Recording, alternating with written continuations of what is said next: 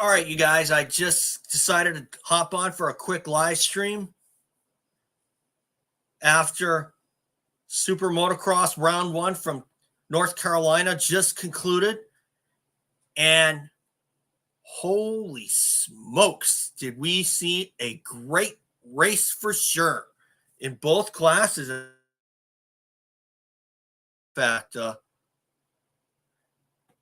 looks like the 250 class could be between Jo Shimoda and Haiden Deegan. And Jo Shimoda really showed me something. And it looks like Pro Circuit has figured out some of the troubles that were going on for much of the season.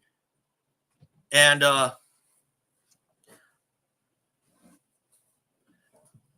strict 8. Heck yeah, brother. Oh, yeah, for sure. I tell you, it looks like it's going to be between Shimoda and Deegan.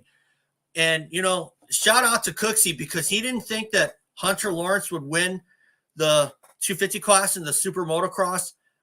I'm starting to think that he might be right. You know why? Because the way that Hunter rode, I just don't think he looked like himself.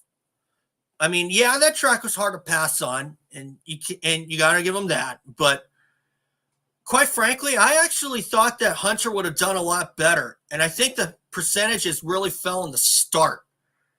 And that was certainly the case for Jet Lawrence in the 450 class as well. I'll get to that in a little bit. But I have to admit, though, I went with Levi Kitchen as my all-star on the Pulp MX site. And he did good in the first one, not so great in the second one. But I'm actually glad I went with Ryder DeFrancesco as one of my picks because Ryder D, he really knows how to give everybody a good score because, I mean, you look at how this guy's season has gone this year. I mean, he's been hot and cold, and when he's hot, he puts on rides like that. And you know what? Props to him for a third-place ride. It wasn't for an overall podium, but you know what? Considering the way his year went, I think he'll take that any day of the week. And if I was in his position, hell yeah, I'd have took that for sure. I'd have took that ride for sure. Because he kind of reminds me a little bit of an aspiring Eli Telmac when Telmac was coming up through when Telmac was really making his name known in the 250s, and then he ended up as a titleist. I don't know if Ryder D is going to be a titleist. I like to think so, but it's going to take a little while. I mean, not everybody comes in and wins right away. But I think that ride is going to do a lot for him mentally. So anyway, why do I think it's going to be between Haiden Deegan and Jo Shimoda? Well, obviously Jo Shimoda because he won today's opener, and Hunter Lawrence did not look the best. But I would think that Haiden Deegan has got something to prove after what happened towards the end of the 250 class in Lucas Oil Pro Motocross, where he had a couple of bike problems. And I can understand Haiden Deegan being all pissed off the way that he was. And but it looked like, but if round two at Chicago is going to be any indication, the start looks like it's going to be a really, really critical. Kind of like how a basketball team comes out strong right away and comes out to a firing start like a 12-0 start. That's what it looks like it's going to be for Super Motocross, or Super Duper as Cooksey calls it. And but the 450 class, I actually thought Jet Lawrence would have done a lot better than he did. I mean, he didn't do bad necessarily, but the first one I thought he kind of choked. But then again, it is his first 450 Supercross, so maybe working some bugs out, possibly. But then again, that track was a little start dependent.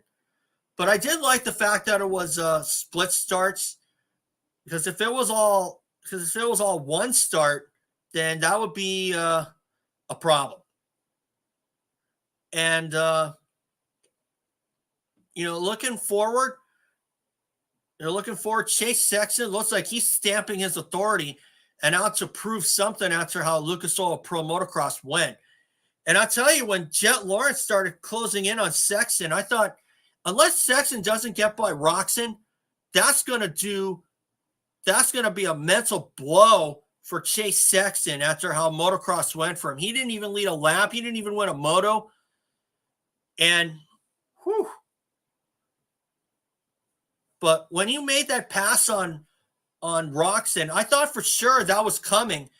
And if Roczen went to the outside in one of those corners, that was going to bite him, and it did. But another guy that I'm sure has got to be feeling that crash, you saw him in the second race, Adam Cianciarulo. I was like, oh my gosh. I thought for a minute, I thought he was going to save it, but then that hay bale took him down. And, but I guarantee you, if that hay bale wasn't there or that tough block wasn't there, Cianciarulo probably would have saved that. But instead, it didn't work out. So obviously, we're looking forward to the next race in Chicago and the final round at LA. First time they're racing there since 1998, and for Chicago, it's the first time they've been there since 2000, when Jeremy McGrath won that race in 2000 in Chicago at Route 66 Raceway, and of course, who could forget Sebastian Tortelli winning the LA opener in 98 on a Kawasaki? So we're obviously obviously it looks like it's going to be between Shimoda and Deegan. And unless Hunter Lawrence gets something together, it looks like motocross might be his last title, the 250 motocross title for Hunter Lawrence, I mean. But is it a title hangover, as Cooksey kind of touched on? Maybe. But I thought like I said, I thought Hunter would have done a lot better. I mean, yeah, he went down in the first race, but RJ Hampshire probably had it worse, with that crash off the hip double, as Ricky called it.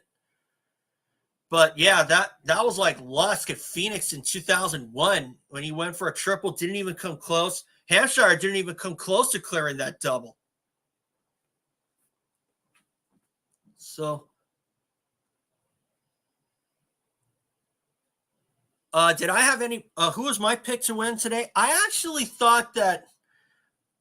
had an outside feeling that it might have been one of the pro circuit guys after Hammaker looked good, and but Shimoda was probably my second pick.